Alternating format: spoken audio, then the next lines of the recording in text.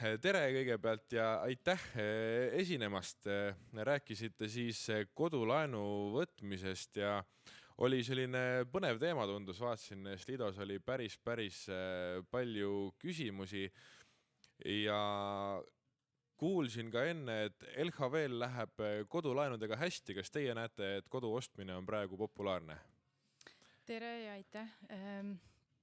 Kodu ostmine tegelikult kinnisvaraturu mõttes on suhteliselt madal seisus, mis on ka ootuspärane, et esimene kvartal alati on veidi vaiksem ja kui me vaatame, mis majanduses toimub, siis ega ka see kinnisvaraturg ei saa siin nagu õitseda samal ajal. Küll aga LHV-l läheb jah väga hästi. Väga tore kuulda. Kas on siis oodata, et varsti koduostjad aktiviseeruvad? Ja, et me näeme, et teises kvartalis tõepoolest võiks see aktiviseeruda, et juba üks põhjus on see, et suvel on tulemas käibemaksu tõus ja meil on valmis nii-öelda uute korterite ladu täitsa arvestatav. Ehk siis kui klient nüüd ostab selle enne 1. juulit, siis on tema hind odavam kui see on peale maksutõusu, et juba selle arvelt võiks see aktiivsus kasvada.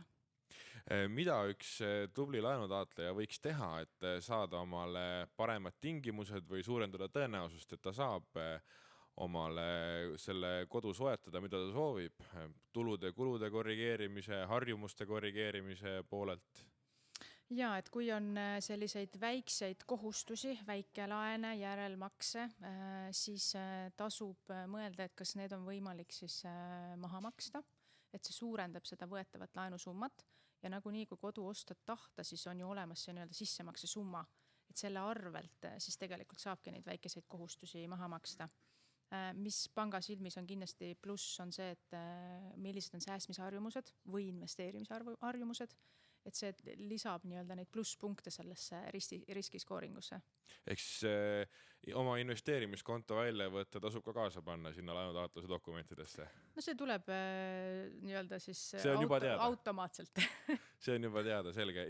Ja pigem, kui mul on see sissemaksefond kogutud, et pigem ma selle paar tuhat võtan sealt ja maksan oma tarbimislaenud kinni ja tulen selle paar tuhat väiksema sissemaksefondiga siis või vastupidi? Seda saab laenuhalduriga arutada ka, et kui on küsimus, et kuida pidi teha, siis kõige lihtsam on helistada ja see läbi arutada ja saab kindla vastuse. Kas objekti saab ka kuidagi, objekti poolest saab ka midagi korrigeerida kuidagi, et see oleks pangale meeldivam, kui oletame, et dokumendid on küll korras, see käis läbi, et kasutusload ja ehitusregistri kanded, aga muus osas? Noh, sa ostjana, et palju sa seal ikka korrigeerida saad? No kokkuleppel müüjaga. Kõik on ju läbi räägitud. Ja, et ei, pigem ongi oluline see, et see asi, mis sa ostad, sellele me vaatame nii-öelda objektiivselt otsa ja et need dokumendid oleksid korras, sest see on sinu enda jaoks väga oluline.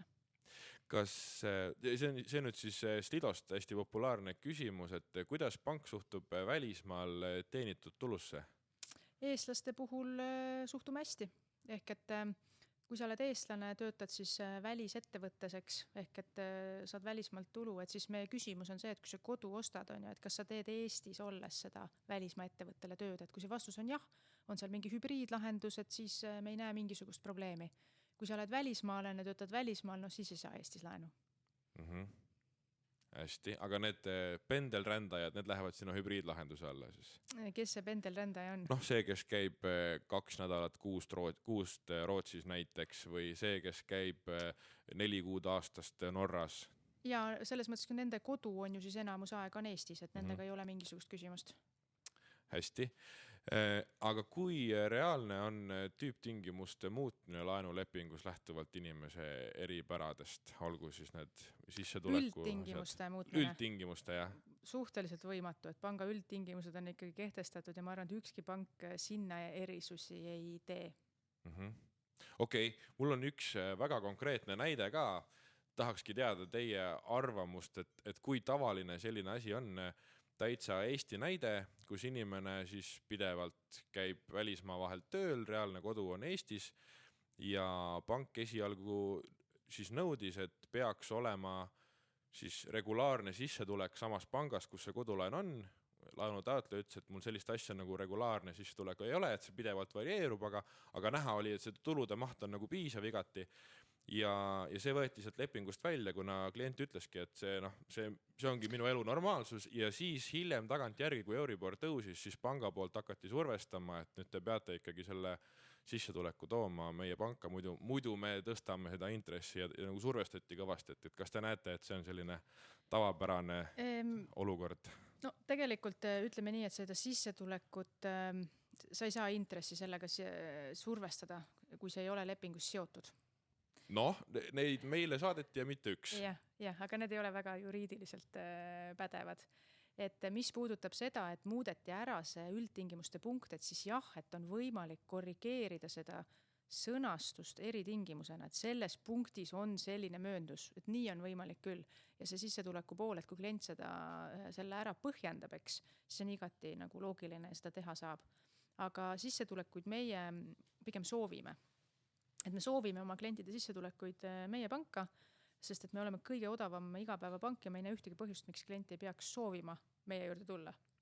Et sellise väänamisega meil ei ole usku sellesse, et väga kaugele jõuab. No see näide ei olnud ka teie pangast loomulikult. Aitäh, Katrin Vatsel ja kohtumiseni! Aitäh!